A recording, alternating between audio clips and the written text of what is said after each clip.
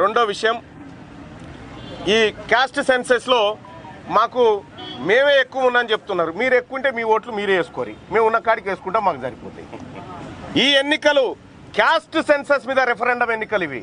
ఈ ఎన్నికలు అగ్రవర్ణాలకు బీసీలకు మధ్య జరుగుతున్నటువంటి విడాకుల ఎన్నికలు ఇవి. కాబట్టి ఇది ఆషామాషి ఎన్నిక కాదు. బీసీ ఉపాధ్యాయులారా, ఎస్సీ ఉపాధ్యాయులారా, ఎస్టీ మైనారిటీ సోదరులారా, మీరందరూ కూడా ఒకరు ఇద్దరిని మీరు మోటివేట్ చేసి ఈ వర్గాల నుంచి గెలిపించండి. మా బీసీ అభ్యర్థుల తరఫున చెప్తా ఉన్నా, ఎస్సీ ఎస్టీ అభ్యర్థులు ఎక్కడ నిలబడ్డా, మైనార్టీ బిడ్డల భవిష్యత్తులో ఎక్కడ నిలబడ్డా మేమందరం కూడా వాళ్ళకు అండగా నిలబడి వాళ్ళని గెలిపించుకొని ముందుకు తీసుకుపోతామని చెప్పి తెలియజేసుకుంటా ఉన్నా. ఇక ఇంకొక విషయం, ఈ ఎన్నిక ద్వారా ఒకటైతే సత్యం బయటకు వస్తుంది. 2028లో ఈ తెలంగాణ రాష్ట్రానికి బీసీ ముఖ్యమంత్రిగా అయ్యేటువంటి ఎన్నిక ద్వారా ఈ ప్రజలు, ఈ ఉపాధ్యాయులు మన ముందుకు తీసుకురాబోతా ఉన్నారు. కాబట్టి నేను చేతులు జోడించి బీసీ బిడ్డలందరికీ, బీసీ ఓటర్ మహాశైలందరికీ రిక్వెస్ట్ చేస్తా ఉన్నా, వీళ్ళు మన బిడ్డలు, వీళ్ళ కోసం మీరు ఓటు వేయాల్సిందిగా మీ అందరిని రిక్వెస్ట్ చేస్తా ఉన్నా.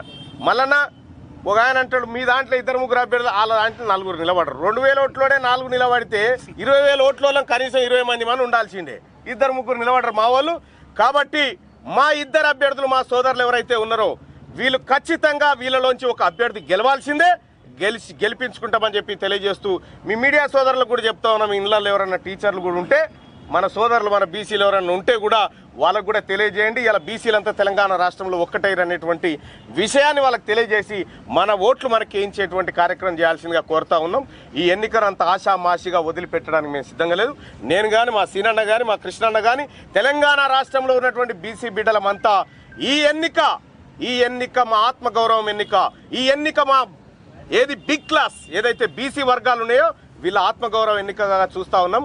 ఇక పైసల విషయంలో ఎంతొచ్చినా ఎవరిచ్చినా కూడా ఇడిచిపెట్టకూరు. ఎందుకంటే అక్కడ మీ అందరికీ తెలుసు, సంపాదించిన అక్రమ సంపాదనలు అక్కడ ఉన్నాయి.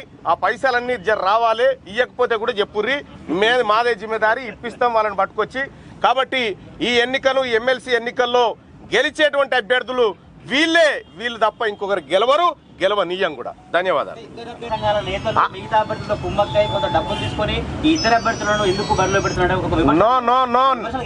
ఒక విషయం చెప్తా, ఇదే స్థానం నుంచి నర్సిరెడ్డి గారు పోటీ చేస్తాడు, హర్షవర్ధన్ రెడ్డి గారు చేస్తారు, ఇంకొక ఆయన శ్రీపాల్ రెడ్డి చేస్తాడు, ఇంకొక ఆయన సర్వోత్తమ్ రెడ్డి చేస్తారు.